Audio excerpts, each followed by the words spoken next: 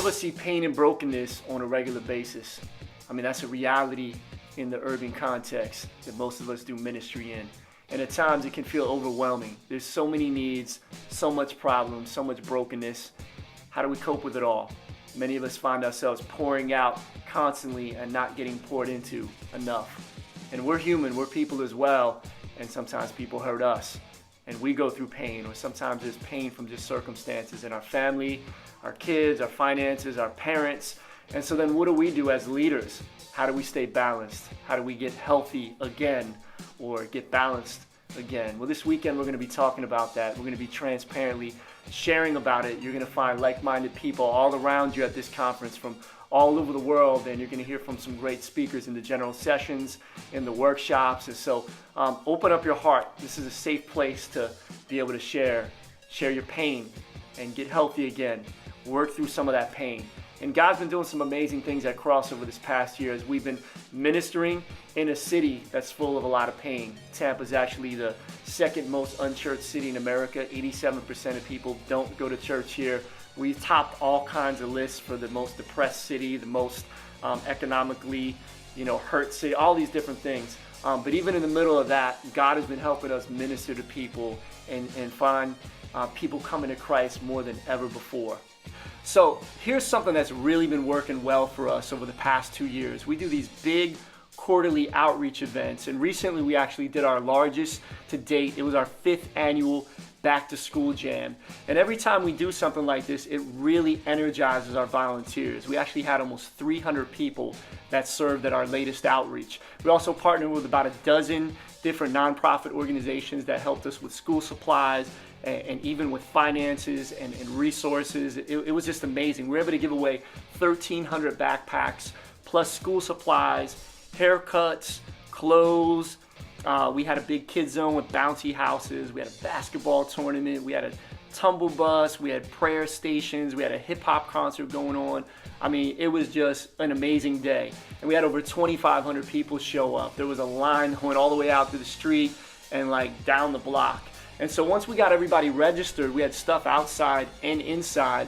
But when they came inside, we actually, in order to get the backpacks, we had a service for them.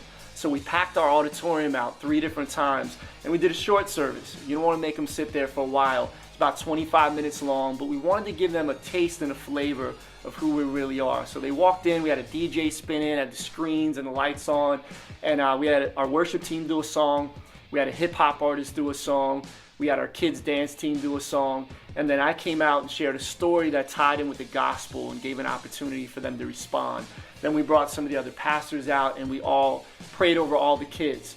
Then from there, we dismissed them over to our kids wing, where they actually got to see what the kids wing looks like if they come on a Sunday.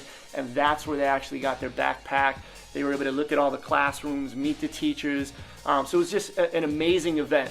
So obviously, every time we do something like this, it's a touch point, and we want to invite people to come back. What are they coming back to? So they're coming back. We want them to come back to a Sunday. And so the next day, we were kicking off a brand new series. Now, every time we do an event like this, we learn what works and how we can tweak it and do it a little bit better. So we started a brand new series the following day called Run Your Fam, God's Way.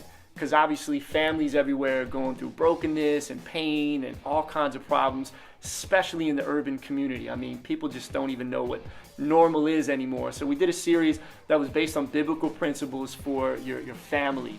And so we invited them to come back the next day, but more than just having a good series and good branding, and here's what we did with branding to kind of it was everywhere in their faces. They came to the outreach.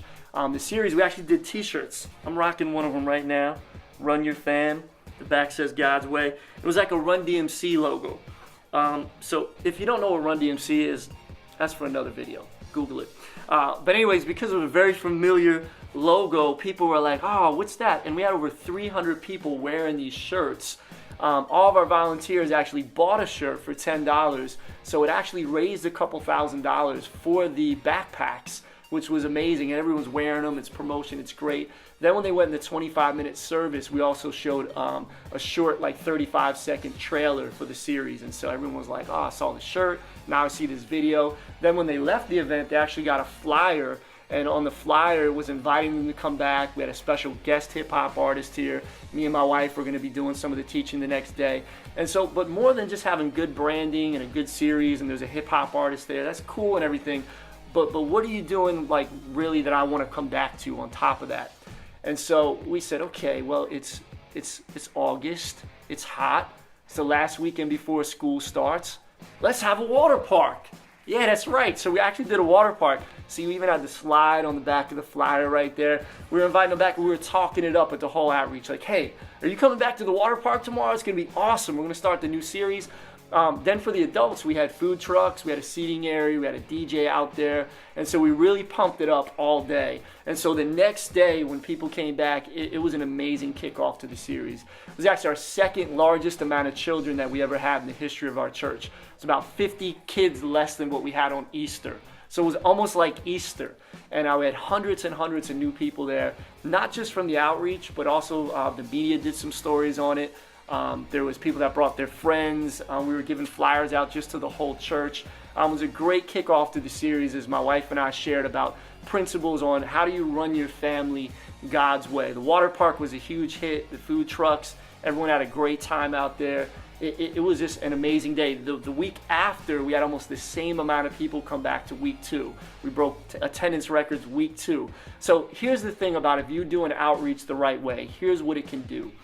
First off, it energizes your volunteers to get involved in serving. We have people serving for the first time that are now plugging in to serve regularly. Second of all, it gives your church a great reputation in the community with other organizations as well.